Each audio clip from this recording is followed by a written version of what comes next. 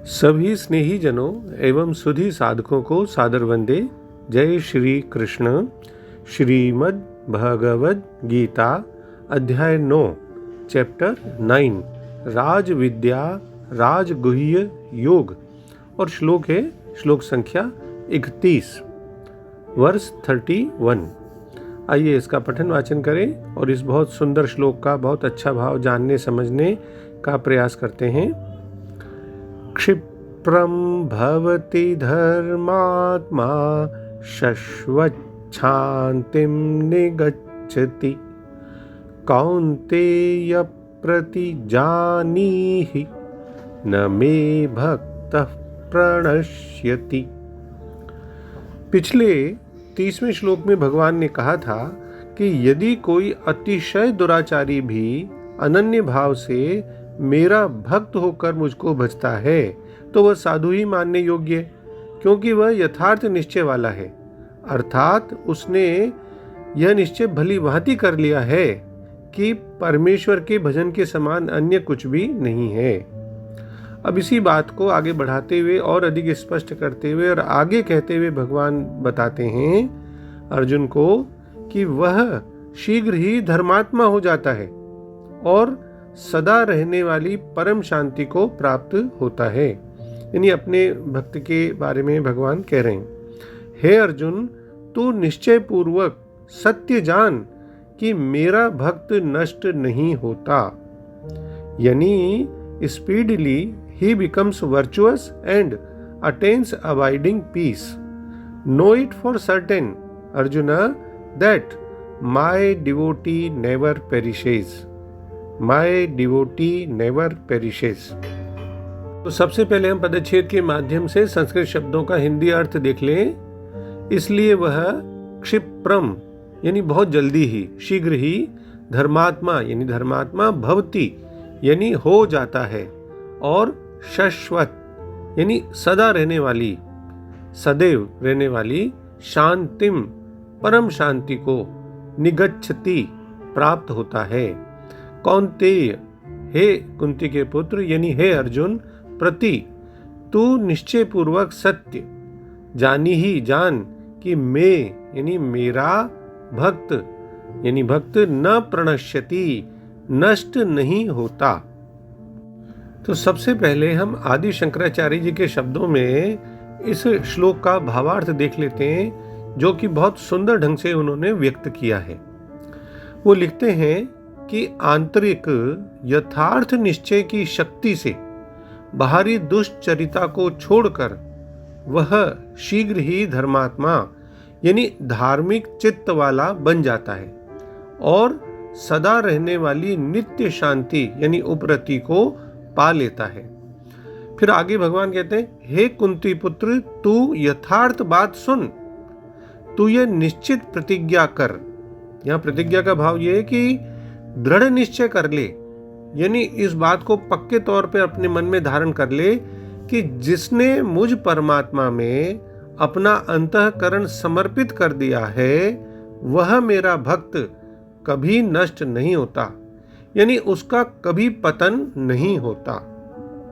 तो जैसा कि पिछले श्लोक में हमने देखा कि भगवान ने कहा कि जो अनन्य भाव से मेरा भक्त होकर मुझको भजता है वह साधु ही मानने योग्य है, क्योंकि वो भगवान एक तरह से ये समझ रहे हैं और कहना चाहते हैं कि भाई उसने निश्चय कर लिया कि आगे चल के उसका कभी पतन नहीं होगा, क्योंकि परमेश्वर के भजन के समान अन्य कुछ भी नहीं है, ऐसा उसने निश्चय कर लिया है।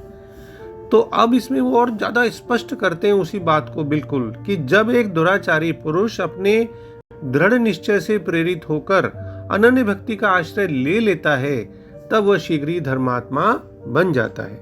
साधारणतया क्या होता है कि हमारा मन विषयों की कामनाओं और भोग की उत्तेजनाओं में ही घूमता रहता है, रमता रहता है।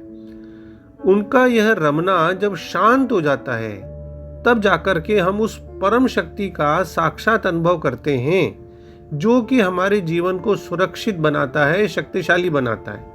यह होती है शाश्वत शांति, और यह शाश्वत शांति हमारा मूल स्वरूप है। विश्व का कोई भी धर्म ऐसा नहीं है जिसमें इस शांति को लक्ष्य नहीं बताया गया हो। ये स्थिर और शांत मन ही तो एक खुली खिड़की के समान है जिसमें इंसान अपने वास्तविक स्वरूप का प्रतिबिंब एक कांच में देखने की तरह से देख सकता है, दर्पण में देखने की तरह। जब हम कैमरे को ठीक तरह से फोकस करते हैं तभी तो जो सीन होता है वो ठीक तरह से, मतलब जो स्पष्ट रूप से दिखाई देता है, कैप्चर हो सकता है। तो इसी तरह से जब हम पूरा ध्यान, पूरा फोकस हम जो है परमात्मा की तरफ लगाते हैं तो फिर मतलब जो है आत्म अनुभूति का दर्शन हमें हो सकता है, यानी उसका अनुभव हमको हो सकता है। और इस श्लोक की जो दूसरी पंक्ति है वो भगवान श्री कृष्ण के अतुलनीय एक धर्म प्रचारक के रूप में जो उनका व्यक्तित्व है उसको उजागर करती है। भगवान ने पहले तो कह दिया कि शाश्वत शांति को प्राप्त होता है, अब वो फिर एक तरह से अर्जुन की पीठ थपथपाते हुए घोषित कर रहे हैं कि सुन लो, निश्चित रूप से जान लो कि मेरा भक्त कभी नष्ट नहीं होता। यानी भगवान श्री कृष्ण अर्जुन से कहते हैं कि उसे इस निर्बाध सत्य का सर्वत्र उद्घोष करना चाहिए कि प्रतिजानी ही, यानी आदर्श मूल्यों का जीवन जीने वाला साधक कभी नष्ट नहीं होता है। और यदि उसका ये निश्चय दृढ़ है और प्रयत्न उसके निष्ठापूर्वक हैं, परमात्मा की तरफ पूरा उसका ध्यान है, भक्ति है, तो वह असफल नहीं होता है, उसका पतन नहीं होता है, वह नष्ट नहीं होता है। यहाँ जो वह शब्द आया है वह भी एक जरूरी आदेश के रूप में जो भाव है उसको व्यक्त करता है। तो इन दोनों यानी 30वें और 31वें श्लोक का जो सार संक्षेप भाव है, सार है, वो यह है कि जो व्यक्ति अपने मन के किसी एक भाग में भी ईश्वर का भान बनाए रखता है तो उसके ही प्रभाव से उस व्यक्ति का संपूर्ण जीवन परिवर्तित होकर वह अपने आंतरिक और बाहरी जीवन में प्रगति और विकास के योग्य बन जाता है। जैसे सड़क पर अगर कोई नीले रंग का उजाला फैल रहा हो, प्रकाश हो रहा हो, और उसके नीचे से कोई व्यक्ति किसी भी रंग के कपड़े पहने हुए निकलता है तो उसके कपड़ों को वो नीले रंग की आभा ही दिखाई देती है, नीले रंग में रंगा हुआ ही दिखता है वो पूरा उसका जो है रंग कपड़ों का। उसी प्रकार हमारे हृदय में यदि सदैव उस परमात्मा का भान रहेगा तो ऐसा भान रहने पर मन में उठने वाली अपराधी या पापपूर्ण यानी खराब ऐसी प्रवृत्तियां भी उसके ईश्वरीय जो भाव है उसकी सुनहरी आभा से प्रभावित हुए बिना नहीं रह सकती। किसी कपड़े की अलमारी में हम नेफ्थलीन की गोलियां रख देते हैं तो वो पूरे उन कीड़ों से उसकी रक्षा करती है, कपड़ों से। इसी तरह से परमात्मा का अखंड स्मरण मानव व्यक्तित्व को बहुत सारे विनाशकारी आंतरिक दुष्प्रवृत्तियों के रूप में जो कृमि है, कीड़े हैं, उनसे सुरक्षित रखता है। 7वें अध्याय में भगवान ने कहा है कि जो दुष्कृति है वह भगवत भक्त नहीं हो सकता, और जो भगवत भक्त नहीं है उसमें कोई भी योग्यता नहीं होती। तब एक प्रश्न यह उठ सकता है कि निंदनीय कर्मों में प्रवृत्त होने वाला व्यक्ति किस प्रकार भक्त हो सकता है। प्रश्न अपनी जगह ठीक भी है। तो जैसा कि 7वें अध्याय में कहा गया है कि जो दुष्ट आत्मा कभी भक्ति के पास नहीं फटक सकता उसमें कोई सद्गुण नहीं होते। श्रीमद् भागवत में भी इसका उल्लेख है। लेकिन भक्ति कार्यों में युक्त रहने वाला भक्त अपने हृदय को लगातार भौतिक कलमश पापों से, इस मैल से शुद्ध करने में लगा रहता है। वो तो भगवान को अपने हृदय में बसाता है। इसके कारण उसके सारे पापपूर्ण कलमश धुल जाते हैं और निरंतर भगवान का चिंतन करने से वह स्वतः ही शुद्ध हो जाता है। तो क्षिप्रम भवति धर्मात्मा, वह तत्काल धर्मात्मा हो जाता है, महान पवित्र हो जाता है, धार्मिक चित्त वाला हो जाता है। क्यों? क्योंकि यह जीव स्वयं परमात्मा का ही अंश है, और जब उसका उद्देश्य भी अपने अंशी यानी परमात्मा की प्राप्ति करना हो गया तो अब उसके धर्मात्मा होने में क्या देर लगेगी। अब भाई वो पापात्मा कैसे रहेगा। का तात्पर्य ये हुआ कि उसमें जो थोड़े बहुत जो भी कुछ है दुराचार वो दिखते भी हैं तो अब वे नहीं टिकेंगे। देखिए, जो कर्ता जैसा होता है ना उसके द्वारा कर्म भी वैसे ही होते हैं। कोई डॉक्टर है तो डॉक्टर के ही कार्य करेगा, कर्म करेगा। इंजीनियर है तो इंजीनियर के ही कर्म करेगा। यानी जैसे कर्म हो जाते हैं तो वैसे कर्तापन हो जाता है, और जैसा कर्तापन हो जाता है तो वैसे उसके कर्म भी हो जाते हैं। यहाँ दुराचारी भी अनन्य भक्त होकर के ये सोचता है कि अब मैं केवल भगवान का हूँ और केवल भगवान ही अब मेरे हैं, यानी वह अनन्य भाव से भगवान के साथ संबंध जोड़ लेता है। तो इस प्रकार उसका फिर सांसारिक भाव जो है खत्म होने लगता है, आध्यात्मिक भाव बढ़ जाता है, उसमें वो दृढ़ होने लगता है और परमात्मा की प्राप्ति की तरफ उसका दृढ़ निश्चय हो जाता है, उसी रास्ते पे वो चल जाता है, इसलिए वो बहुत जल्दी धर्मात्मा बन जाता है। अब एक शंका यहाँ किसी को आ सकती है कि भगवान ने पिछले श्लोक में कहा था सुदुराचारः, अब भगवान उसको सदाचारी की जगह धर्मात्मा क्यों कह रहे हैं? इसका समाधान भी इस प्रकार हो सकता है कि दुराचारी के दुराचार मिट जाएं तो वो सदाचारी अर्थात धर्मात्मा ही होगा, यानी सदाचारी कहो या धर्मात्मा कहो एक ही बात है। फिर भगवान कहते हैं शाश्वत शांतिम निगच्छति, उसको शाश्वत शांति प्राप्त हो जाती है। देखिए दुराचारी की अब जो है डायरेक्शन बदल गई, उसकी दिशा बदल गई, वह भगवान के साथ भीतर से एक हो रहा है, तो अब उसके भीतर ये सांसारिक महत्व नहीं रहा, किसी बात का असत का महत्व नहीं रहा, उसके भीतर फिर कामनाएं वासनाएं दुष्प्रवृत्तियां नहीं रही, सब धीरे धीरे क्षीण हो रही हैं, खत्म हो रही हैं, इसलिए उसको धीरे धीरे वो निरंतर जो मिलने वाली शाश्वत शांति है वो मिल जाती है।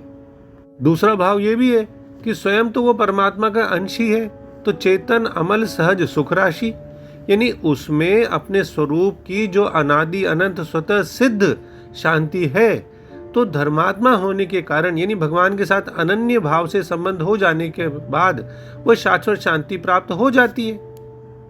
फिर दूसरी पंक्ति में भगवान कहते हैं कौन्तेय प्रति जानी ही न में भक्त प्रणश्यति, यानी मेरे भक्त का पतन नहीं होता, ऐसी प्रतिज्ञा, ऐसे दृढ़ निश्चय वाली बात कि सही तरीके से दृढ़ रूप से तुम समझ लो, भगवान अर्जुन से कहलवाते हैं, मतलब अर्जुन से करवाने की बात कहते हैं, स्वयं नहीं करते। मतलब कि भाई युद्ध शुरू होने वाला है, भगवान ने पहले हाथ में शस्त्र न लेने की प्रतिज्ञा कर ली, लेकिन आगे जब भीष्म पितामह जी ने यह प्रतिज्ञा करी कि आज तो मैं जो है हरि से जो है शस्त्र उठवाऊंगा ही सही, आज जो हरि न शस्त्र गहाऊं तो लाजों गंगा जननी को शांतनु सुत न कहूं, तो उस समय भगवान ने सोचा कि भाई मेरी प्रतिज्ञा टूटे तो टूट जाए, पर मेरे भक्त भीष्म जी की प्रतिज्ञा नहीं टूटनी चाहिए। और भगवान ने चौथे अध्याय के तीसरे श्लोक में कहा है ना, भक्तोसी में सखा चेती, उन्होंने अर्जुन को भक्त स्वीकार के लिए कर लिया।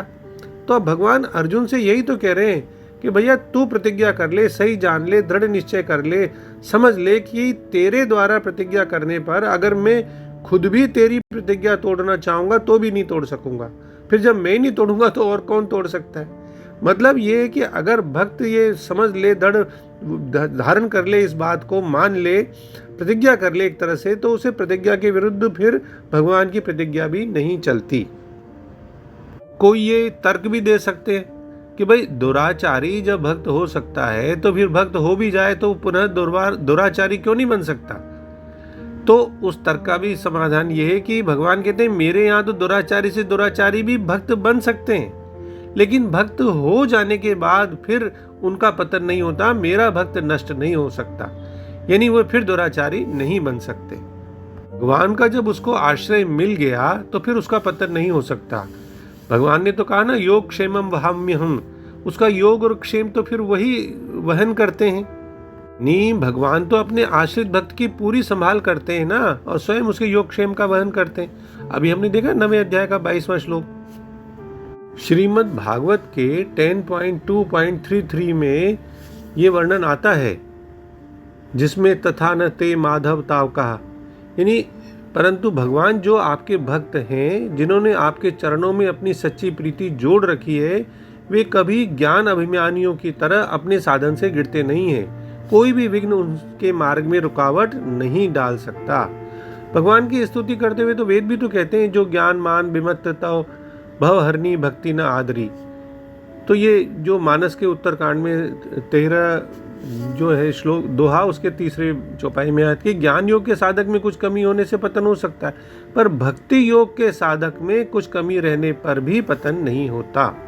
भागवत के 11वें अध्याय के 14.18 इसमें भी आया है कि उद्धव जी, मेरा जो भक्त अभी जितेंद्रिय नहीं हो सका है और संसार के विषय बार बार उसको बाधा पहुंचाते रहते हैं, अपनी ओर खींचते हैं, तो भी वह प्रति क्षण बढ़ने वाली मेरी भक्ति के प्रभाव से प्रायः विषयों से पराजित नहीं होता।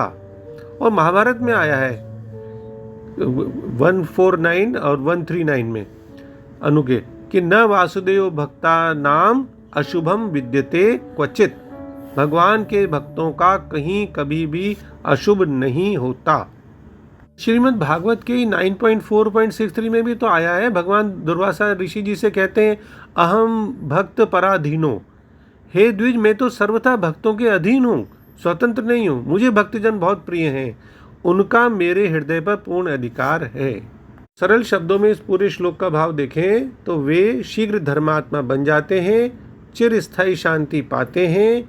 हे कुंती पुत्र, निडर होकर ये घोषणा कर दो कि मेरे भक्त का कभी पतन नहीं होता। यानी भगवान श्री कृष्ण स्पष्ट करते हैं कि यदि वे निरंतर भगवान की अनन्य भक्ति में अटूट श्रद्धा रखते हैं, तब उनका यानी भक्तों का हृदय शुद्ध हो जाएगा और वे सहजता से संतों के गुण विकसित कर लेंगे। दिव्य गुण तो भगवान की कृपा से प्रकट होते हैं। महात्मा में जो दिव्य गुण विकसित हो जाते हैं उसके विषय में जगत गुरु श्री कृपालु जी महाराज ने बहुत अच्छी बात कही है कि सत्य अहिंसा आदि मन बिन हरि भजन न पाए, जलते घृत निकले नहीं, कोटिन करी उपाय। भक्ति शतक 35 में। चाहे कितनी भी कोशिश क्यों न कर लो, पानी से तो घी नहीं निकल सकता। उसी प्रकार से सत्य, अहिंसा और अन्य सद्गुण भक्ति में तल्लीन हुए बिना नहीं पाए जा सकते। ये गुण तभी प्रकट होते हैं जब मन शुद्ध हो जाता है, और मन की शुद्धि परम शुद्ध भगवान में अनुरक्त हुए बिना नहीं हो सकती। इसलिए भगवान अर्जुन को निर्भीक होकर घोषणा करने के लिए कहते हैं कि उनके भक्त नष्ट नहीं होते, उनके भक्तों का कभी पतन नहीं होता। वे ये नहीं कहते कि ज्ञानी का पतन नहीं होता, और वो ये भी नहीं कहते कि कर्मी यानी कर्मकांड का पालन करने वाले का पतन नहीं होता। वे केवल अपने भक्तों को वचन देते हैं कि उनका कभी विनाश नहीं होता। 22वें श्लोक में तो कह ही दिया ना कि वे उनकी अनन्य भक्ति में लीन भक्तों की रक्षा का दायित्व अपने ऊपर ले लेते हैं। ये रहस्य सा ही है कि भगवान श्री कृष्ण ये घोषणा स्वयं करने के स्थान पर अर्जुन को यह घोषणा करने के लिए क्यों कहते हैं? क्योंकि विशेष परिस्थितियों में बताया ना कि भगवान को अपना वचन भंग करना पड़ता है, पर ये नहीं चाहते कि उनका भक्त कभी भी मजबूर होकर, विवश होकर अपना वचन भंग करे, जैसे भीष्म पितामह जी का उदाहरण हमारे सामने है। इसलिए भगवान श्री कृष्ण यहाँ कहते हैं, अर्जुन तुम यह घोषणा करो कि मेरे भक्त का विनाश नहीं होता, और मैं तुम्हें आश्वासन देता हूँ कि तुम्हारे वचन का पालन होगा। कोई साधक, कोई मनुष्य अगर ये निर्णय ले लेता है कि परमात्मा ही एकमात्र सत्य है, वही परम आश्रय, अब मुझे उनकी ओर ही चलना है, तो फिर चाहे उसके पहले के पाप कितने भी रहे हों, वह न केवल धर्मात्मा बनता है बल्कि उसे परम शाश्वत शांति भी प्राप्त होती है। उपनिषद भी कहते हैं केवल उन्हें शांति प्राप्त होती है, किसी और को नहीं। और श्लोक की दूसरी पंक्ति तो भगवान का संसार के लिए संदेश है एक तरह से अर्जुन के माध्यम से, कि मेरा भक्त का कभी नाश नहीं होता। कि जब कोई पापी अनन्य भक्ति के साथ परमात्मा की अभिमुख होता है तो उसका उद्धार उसके पश्चाताप की शर्त पर ही तो आधारित रहता है। अगर सच्चे हृदय से उसको पश्चाताप है तो हृदय का सच्चा परिवर्तन भी हो जाता है, और फिर उसमें क्या होता है, अतीत में अगर उससे कोई बुरा काम भी हुआ हो तो वह निश्चय भी शामिल होता है कि अब वो उसको नहीं दोहराएगा। और इस प्रकार से जब वो अपने मन को पूरी तरह खोल कर भगवान के सामने रख देता है, समर्पित हो जाता है, उनकी शरण लेता है, तो फिर सारा भार भगवान संभाल लेते हैं और उसकी आत्मा को आध्यात्मिक स्तर तक ऊपर उठा लेते हैं। तो अंत में महर्षि अरविंदो जी के शब्दों में हम इस श्लोक का भाव पुनः देख लें कि वह मनुष्य शीघ्र ही धर्मात्मा हो जाता है और सदा रहने वाली शांति को प्राप्त करता है। हे कुंती पुत्र अर्जुन, यह मेरा प्रतिज्ञा वचन है कि मेरा भक्त नष्ट नहीं होता। जय श्री कृष्ण। ओम श्री कृष्णार्पणमस्तु। डॉक्टर BK शर्मा के प्रणाम, और किसी भी भूल अथवा त्रुटि के लिए क्षमा। सर्वे भवन्तु सुखिनः, सर्वे सन्तु निरामया।